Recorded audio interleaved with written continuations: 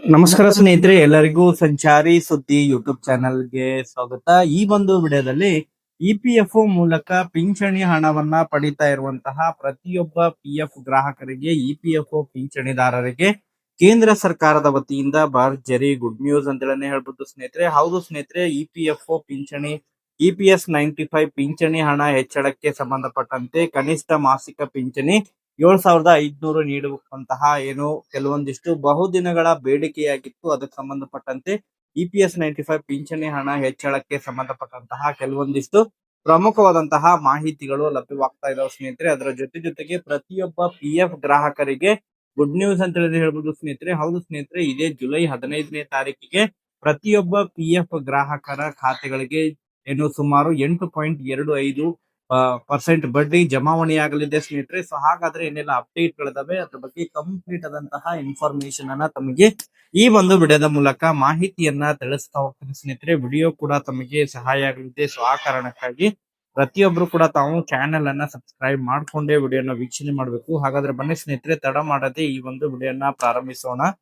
ಹೌದು ಸ್ನೇಹಿತರೆ, ಕೇಂದ್ರ ಸರ್ಕಾರದ ವತಿಯಿಂದ ಇಪಿಎಸ್ ಮೂಲಕ ಪಿಂಚಣಿ ಹಣವನ್ನ ಪಡಿತಾ ಇರುವಂತಹ ಪ್ರತಿಯೊಬ್ಬ ಪಿಂಚಣಿದಾರರಿಗೆ ಭರ್ಜರಿ ಗುಡ್ ನ್ಯೂಸ್ ಅಂತೇಳಿ ಹೇಳ್ಬೋದು ಸ್ನೇಹಿತರೆ. ಇಪಿಎಸ್ 95 ಪಿಂಚಣಿ ಹಣ ಹೆಚ್ಚಳಕ್ಕೆ ಸಂಬಂಧಪಟ್ಟಂತೆ ಕೆಲವೊಂದಿಷ್ಟು ಬಿಗ್ ಅಪ್ಡೇಟ್ ಗಳು ಇದೀಗ ಕೇಂದ್ರ ಸರ್ಕಾರದ ವತಿಯಿಂದ ಲಭ್ಯವಾಗ್ತಾ ಇದಾವೆ ಸ್ನೇಹಿತರೆ. ಇಪಿಎಸ್ 95 ಕನಿಷ್ಠ ಮಾಸಿಕ ಪಿಂಚಣಿ ಇನ್ನು 7,500ಕ್ಕೆ ಹೆಚ್ಚಳ ಮಾಡಬೇಕು ಎನ್ನುವಂತಹ ಕಾರಣಕ್ಕಾಗಿ ನಿರಂತರವಾಗಿ ಕಳೆದ ಸುಮಾರು 10-12 ವರ್ಷಗಳಿಂದ ಕೂಡ ನಿರಂತರವಾದಂತಹ ಪ್ರತಿಭಟನೆಗಳನ್ನ ಮಾಡ್ತಾನೆ ಬರ್ತಾ ಇದ್ರೆ.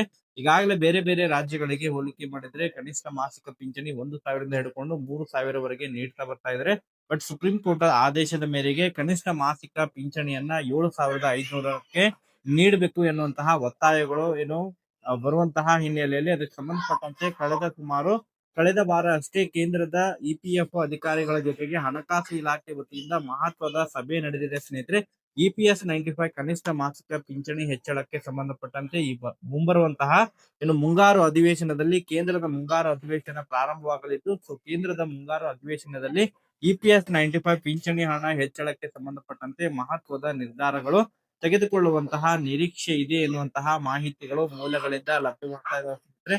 ಹೌದು ಸ್ನೇಹಿತರೆ, ಈಗಾಗಲೇ ಇಪಿಎಸ್ 95 ಪಿಂಚಣಿ ಹಣ ಹೆಚ್ಚಳಕ್ಕೆ ಸಂಬಂಧಪಟ್ಟಂತೆ ಅನೇಕ ಪಿಂಚಣಿದಾರರು ನಿರಂತರವಾಗಿ ಪ್ರತಿಭಟನೆಗಳನ್ನ ಮಾಡ್ತಾ ಇದ್ದಾರೆ. ಇವನ್ ಕರ್ನಾಟಕದಲ್ಲೂ ಕೂಡ ಅನೇಕ ಪಿಂಚಣಿದಾರರು ಪ್ರತಿಭಟನೆಗಳನ್ನ ಮಾಡೋದ್ರ ಮೂಲಕ ಪಿಂಚಣಿ ಹಣವನ್ನ ಹೆಚ್ಚಳ ಮಾಡಬೇಕು, ಪಿಂಚಣಿ ಹಣ ಕನಿಷ್ಠ ಮಾಸಿಕ ಪಿಂಚಣಿಯನ್ನು ನೀಡಬೇಕು ಎನ್ನುವಂತಹ ಒತ್ತಾಯಗಳು ಕೇಳಿ ಬರ್ತಾ ಇದಾವೆ. ಅದಕ್ಕೆ ಸಂಬಂಧಪಟ್ಟಂತೆ ಈಗಾಗಲೇ ಕೆಲವೊಂದಿಷ್ಟು ಬಿಗ್ ಅಪ್ಡೇಟ್ಗಳು ಲಭ್ಯವಾಗ್ತಾ ಇದ್ದು, ಇದೇ ಜುಲೈ 15ನೇ ತಾರೀಕಿಗೆ ಪಿಂಚಣಿ ಹಣ ಹೆಚ್ಚಳಕ್ಕೆ ಸಂಬಂಧಪಟ್ಟಂತೆ ಮತ್ತೊಂದು ಮಹತ್ವದ ಸಭೆ ಕೇಂದ್ರ ಸರ್ಕಾರದ ವತಿಯಿಂದ ದೆಹಲಿಯಲ್ಲಿ ನಡೆಯಲಿದ್ದು. ಸೊ ಅದರಲ್ಲಿ ಇಪಿಎಸ್ 95 ಪಿಂಚಣಿ ಹಣ ಹೆಚ್ಚಳಕ್ಕೆ ಸಂಬಂಧಪಟ್ಟಂತಹ ಪ್ರಮುಖವಾದಂತಹ ಮಾಹಿತಿಗಳನ್ನ ತೆಗೆದುಕೊಳ್ಳುವಂತಹ ಈಗಾಗಲೇ ಕೆಲವೊಂದಿಷ್ಟು ಮಾಹಿತಿಗಳು ಕೇಳಿ ಬರ್ತಾ ಇದಾವೆ. ಇಪಿಎಸ್ 95 ಪಿಂಚಣಿ ಹಣವನ್ನ ಹೆಚ್ಚಳ ಮಾಡುವಂತಹ ನಿರೀಕ್ಷೆ ಕೂಡ ಇದೆ. ಇದೇ ಮುಂಗಾರು ಅಧಿವೇಶನದಲ್ಲಿ ಅಧಿಕೃತವಾಗಿ ಕೂಡ ಅದರ ಬಗ್ಗೆ ಘೋಷಣೆ ಮಾಡುವಂತಹ ನಿರೀಕ್ಷೆ ಕೂಡ ಇದೆ. ಅದರ ಜೊತೆಗೆ ಇದೇ ಜುಲೈ 15ನೇ ತಾರೀಕಿಗೆ ಇಪಿಎಸ್ ಮೂಲಕ ಪಿಎಫ್ ಹಣವನ್ನ ಕಟ್ತಾ ಇರುವಂತಹ ಪ್ರತಿಯೊಬ್ಬ ಪಿಎಫ್ ಗ್ರಾಹಕರ ಖಾತೆಗಳಿಗೆ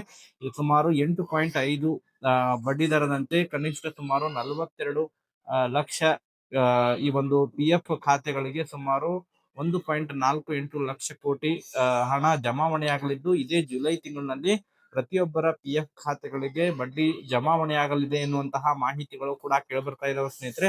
ಒಟ್ಟಾರೆಯಾಗಿ ಇಪಿಎಸ್ 95 ಪಿಂಚಣಿ ಹಣ ಹೆಚ್ಚಳಕ್ಕೆ ಸಂಬಂಧಪಟ್ಟಂತೆ ಇದೇ ಮುಂಬರುವಂತಹ ಜುಲೈ 20ನೇ ತಾರೀಕಿನ ನಂತರ ನಡೀತಾ ಇರುವಂತಹ ಮುಂಗಾರು ಅಧಿವೇಶನದಲ್ಲಿ ಅದರ ಬಗ್ಗೆ ಅಧಿಕೃತವಾಗಿ ಘೋಷಣೆಯಾಗುವಂತಹ ನಿರೀಕ್ಷೆ ಇದ್ದು, ಅದಕ್ಕೆ ಸಂಬಂಧಪಟ್ಟಂತೆ ಇದೇ ಜುಲೈ 15ನೇ ತಾರೀಕಿಗೆ ಮತ್ತೊಂದು ಸಭೆ ಕೂಡ ದೆಹಲಿಯಲ್ಲಿ ನಡೆಯಲಿದ್ದು.